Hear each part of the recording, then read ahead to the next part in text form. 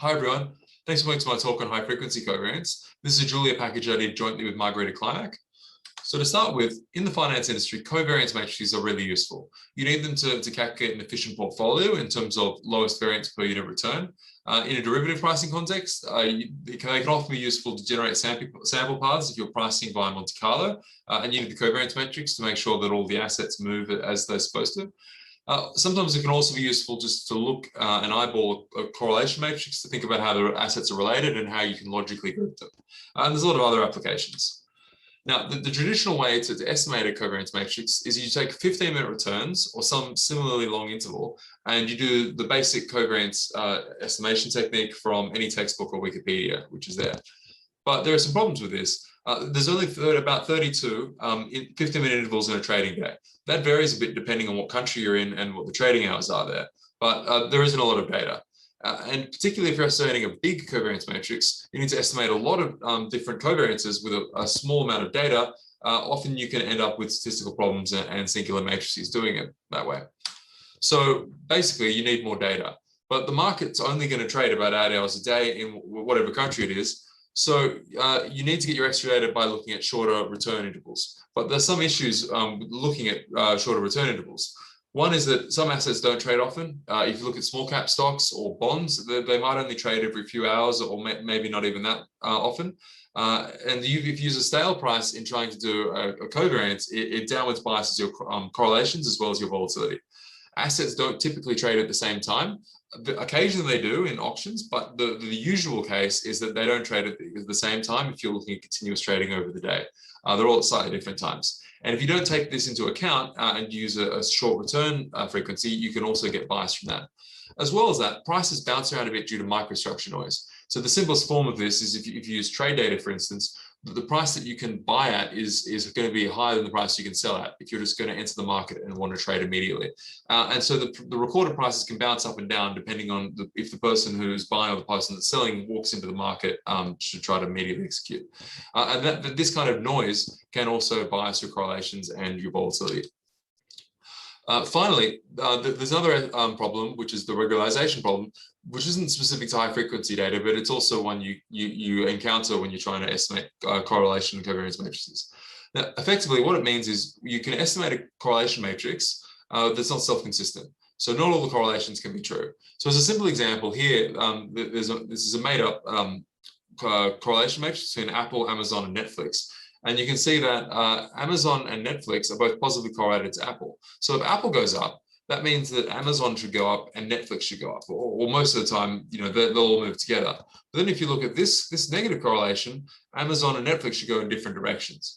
So basically, what this correlation matrix is saying doesn't make sense. These things are not mutually possible.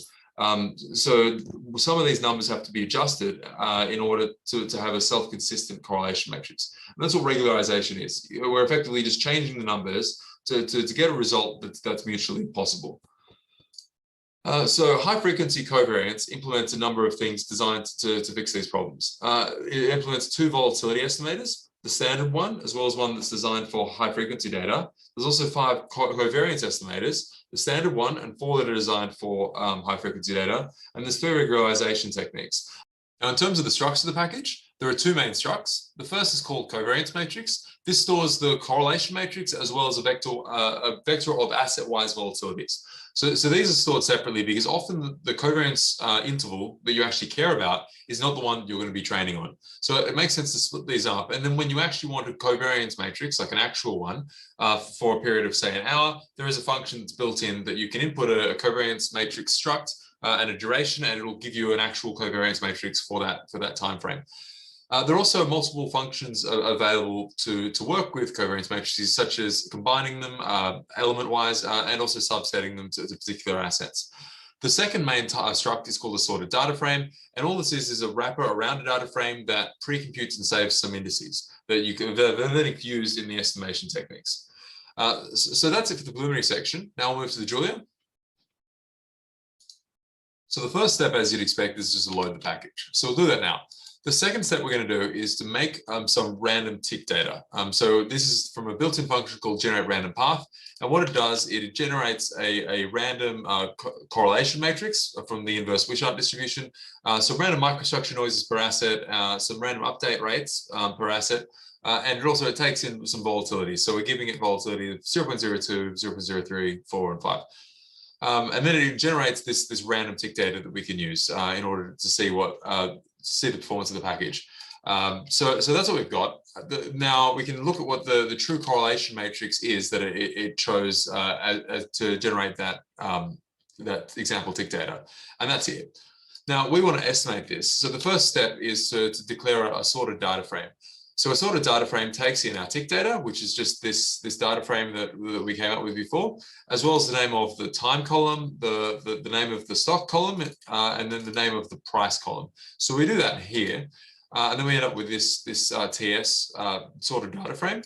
Then in order to actually estimate, we run 3 different techniques here: the pre-averaging method, the BNHLS method, and the spectral covariance method. Now, in this talk, I haven't gone into any detail about any of these, but we do have an SSRN paper that talks a bit about all of the different implemented techniques. And there's also references to the original papers that came up with it if you want more detail. So that's all available there. So we've done this, and now we might want to see how good the pre-averaging method does for estimating a correlation matrix. And because this is effectively Monte Carlo and we know what the true value is, we can do that. So here we can see it's actually done quite a good job, even though it only had 6,000 observations worth of tick data. So a lot of these correlations match up quite well. So that's pretty good. And then we can also see what the volatilities it estimated were. And they're probably not quite as good as the correlations, in that this was 0.02, this was 0.03, this 4, and then 5. But they're in the right ballpark. And they will also get better if we had more tick data. So one final thing to show is an example of one of the functions that you can use in order to work with covariance matrices. So this is the combined covariance matrices. And what this is going to do is going to take in the 3 estimates we've estimated before: the pre-averaging estimate, the BNHLS estimate, and the spectral covariance estimate. And it'll do that with weights. And the weights here are 2, 1, 1. So we're going to give double weight to the pre-averaging method and single weight to each of the other 2. And then it'll basically element-wise combine these covariance matrices, element-wise in both the correlation and the volatility numbers. It'll element-wise estimate them and then give you a final combined result. And so that's what it's done here.